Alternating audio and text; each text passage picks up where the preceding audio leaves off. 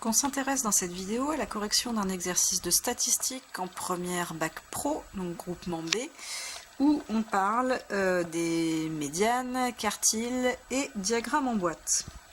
Je vous laisse mettre sur pause pour lire l'énoncé.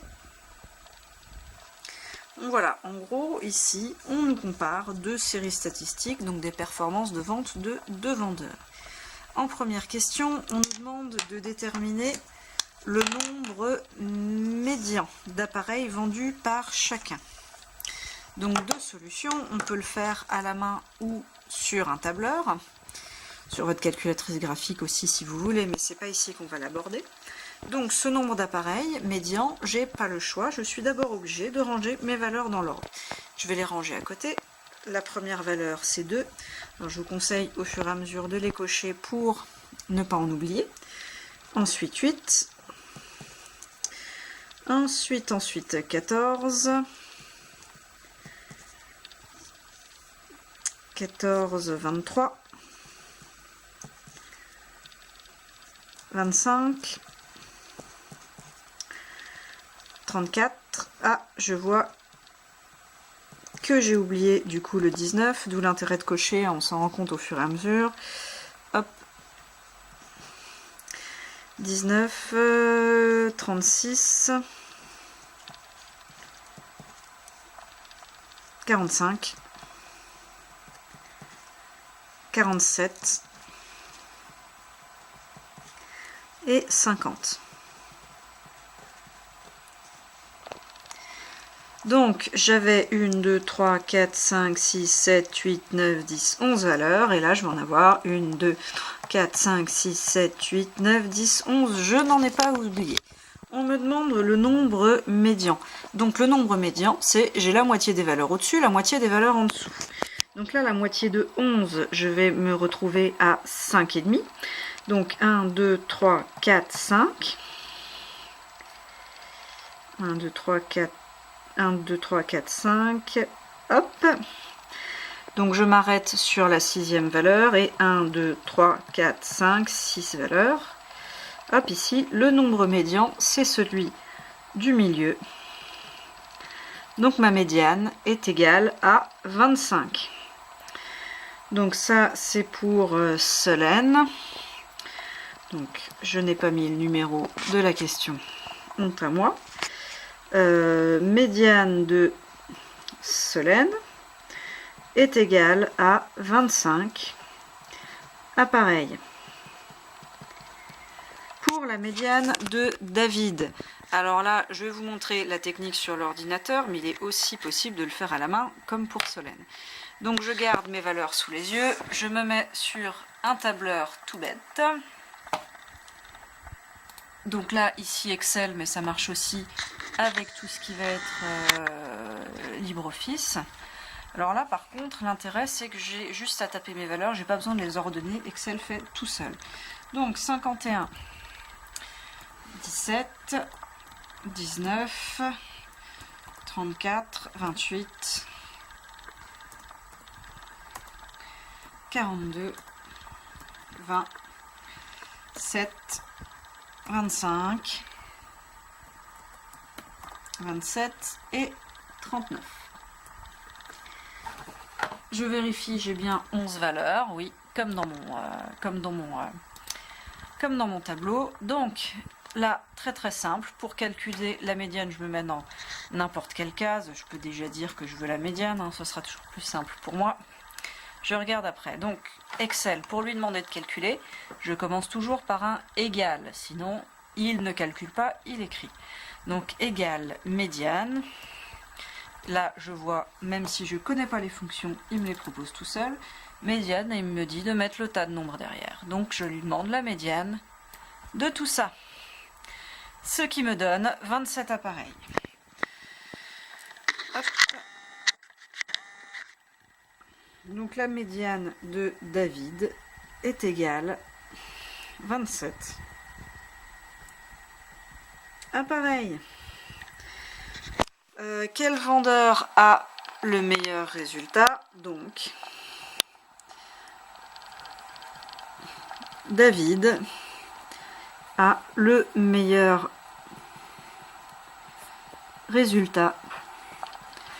Pourquoi? Parce que, en gros, David, il vend, il y a la moitié des jours où il a vendu plus de 27 appareils, et la moitié des jours où il a vendu moins. Solène, il y a la moitié des jours où elle a vendu 25 appareils, et la moitié des jours où elle l'a vendu moins de 25. Question 2. On vous demande de calculer les quartiles Q1 et Q3. Donc, Q1 et Q3, on va le faire toujours à la main pour Solène et sur l'ordinateur pour David, comme ça vous voyez les deux techniques. Donc Q1, le premier quartile, donc c'est un quart des valeurs. 1, 2, donc je me retrouve à ici un quart de 11. Un quart de 11, ça fait 2,75, donc 2,75. On se retrouve à la troisième valeur. 1, 2, 3. Donc on se retrouve à 14 pour Solène. Et la troisième valeur en partant de la fin pour David. 1, 2, 3. Donc Q3, on se retrouve à 45 pour Solène. Donc Q1 de Solène est égal à 14. Et Q3 de Solène est égal à 45. C'est-à-dire que dans 3 quarts des cas, elle a vendu moins de 45 appareils, et dans un quart des cas, elle a vendu plus de 45 appareils. Donc, on retourne à l'exemple informatique pour David. Q1,